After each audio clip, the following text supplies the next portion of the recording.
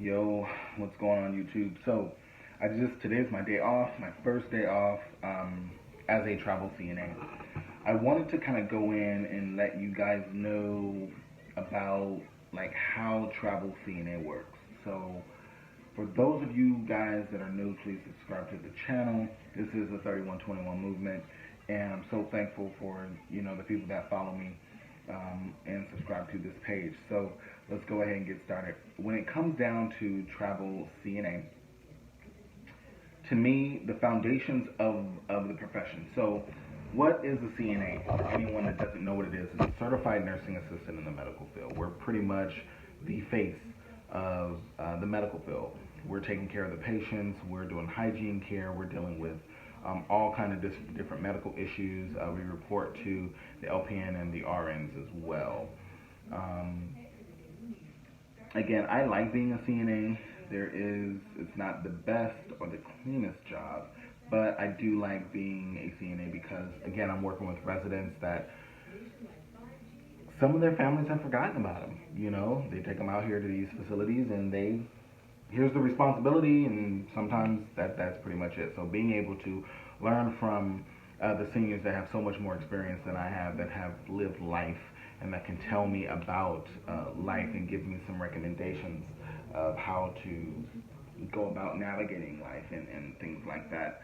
I'm definitely, thankful to the patients and people that I have met along my way of being a nursing assistant. So I've worked, as far as experience with me, I have about 12, 13 years of this experience. And being able to work in so many different settings as far as hospice, which is one of my favorites. Hospice, long-term care, short-term care, home health care, and more. I've dealt with an array of different types of things. So I decided to become a travel nurse because not only my route of becoming a physical therapist assistant, there were some situations that pretty much prevented me from finishing it. I had to kind of fall back on that. So this allows me to gain the money that I need and my finances to come back and finish it off. So the difference between a stationary CNA and a traveling CNA, number one that everybody wants to know is the pay. The pay is definitely different. You have a bi-weekly pay when you're a stationary CNA, and you have a weekly pay as a stationary CNA. The pay rate is more as a travel CNA. Statistically, you're going to make more money as a traveler than you will as a stationary CNA. As a traveling CNA, the cool part about that is that I'm getting the opportunity to see so many different areas as I see different states. Wherever the need is, or depending on the traveling agency that you go with, you'll have, they staff through all 50 states. So if the contracts are there for you to go, again, I'm right now currently in California. I'm looking to do Pennsylvania, hopefully New York if the contract is there, and they have Montana, Florida, anything that you can think. They really do have it. So I'm excited with that. Being able to do that, again, opens up so many more doors. Being able to work in so many different settings in different states and learn how different states provide different types of care for their residents. So being able to gain that and add that on top of my repertoire of being a certified nursing assistant, you can't go wrong. So I'm very thankful as far as that is concerned. I will go into pay, but pay is very tricky. So I'll give you examples. These are not accurate examples of what I'm basically getting paid, but I will give you some examples of some things that I have looked up.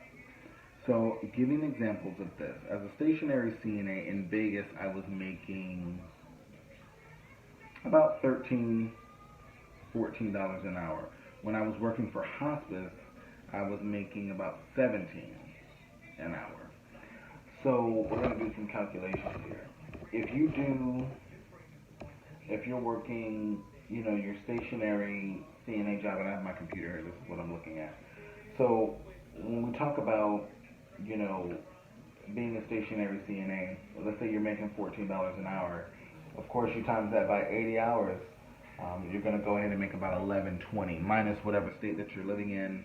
Hopefully not California because you got state and local taxes and stuff like that. So, and on top of, federal and all the regular taxes. So you make about 1120 gross by the time your taxes are taken out in the state of Vegas. I was bringing home about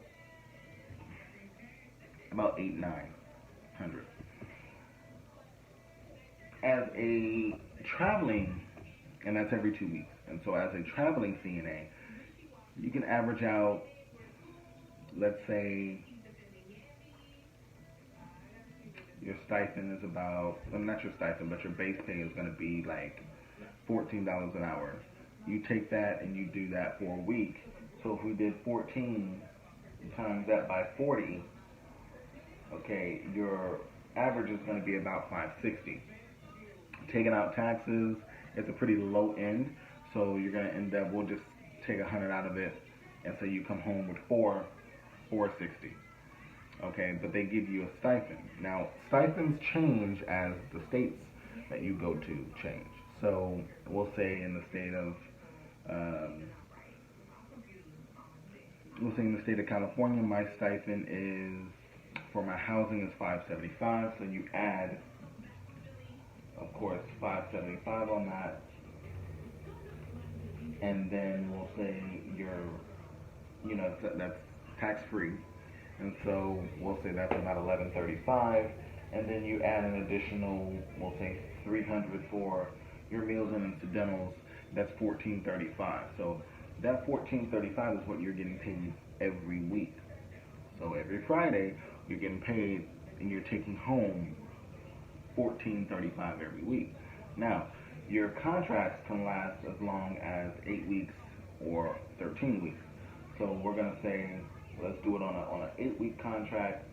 You're gonna bring home $11,480. Now, that's not taking out whatever bills you got. Now, I need to remind you, you got to find your own spot. Now, some companies do offer to find housing, but you will not get that stipend. If you find your own housing, then you will get that stipend, and then you cipher down how long it's going to be. I don't want to make this video too long, but so you have to factor that into that $1435 that you're getting every week. If you budget your money well, you can come home with $9,000 take home if you budgeted for the 8-9 weeks. Now, let's say we did $1435 at 13 weeks. Okay, so you did $1435. You times that by the 13 weeks, you'll $18,655 is what you'll end up bringing home. Again, factoring out your housing every week and your food and things like that. You factor that out. Hopefully, you can bring home at least 10,000, 11, 12,000, 15,000 if you budget it the right way. So it's an awesome career to do. I do want to go in again once I'm finishing my last year of PT school. I'm going to do PTA, and I want to travel as a PTA. This will be my career until I retire, which is traveling. Now, my plan is to keep my CNA as well as my PTA and do both. I might go into a state where there is no contract for PTA, but there is a contract for CNA. I'll do that. There might be an opportunity where there's a contract for CNA and there's a contract for PTA, and I got both licenses, so I can do the same thing at same facilities at certain days PTA, certain days CNA. I'm okay with that. I will never ever. I don't want to be one of those people where, oh, I'm a PTA now, so CNA work is beyond me. That's not how we work. At the end of the day, these are people, and people need the help. So I have no problem going back down as a CNA to work, and as well as upgrading and doing my work as a PTA to rehabilitate. I want to be the jack of all trades. That's what I do. I have no problem doing that at all. So with those, I'm down for it either way it goes. So that's pretty much how travel nursing works. Currently now I'm at a Motel 6 here, which has been pretty eventful here. And eventful in a good way. It's very quiet here. The town is very small, so I'm very thankful for that. I'll be taking some trails out tomorrow, going out and walking around and kind of exploring a little bit. But as a PTA, I'm very excited to see what that's going to be like once I can get to that point. But as a certified nursing assistant, the facility in which I work at has been fantastic. The people definitely believe in teamwork, which is very rare in some places that I go to. They're really big into, that's your patient, that's not my patient.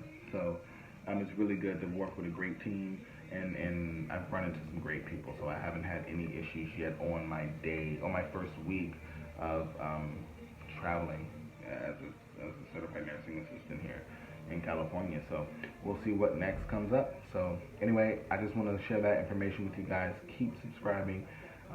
If there's any questions you guys have as wanting to be a traveler or wanting to be a traveling CNA, tell me what your position is. There are some companies that offer travel CNA, travel dental assistant, travel medical assistant, so travel RN, travel LPN. There's so many more. So find ways of maximizing your pay, but still also getting that work-life balance as well as your that work and home life balance as well. So with that being said, I don't want to make this video too long. Thank you guys so much for checking me out on this video, and I will see you guys in the next upload.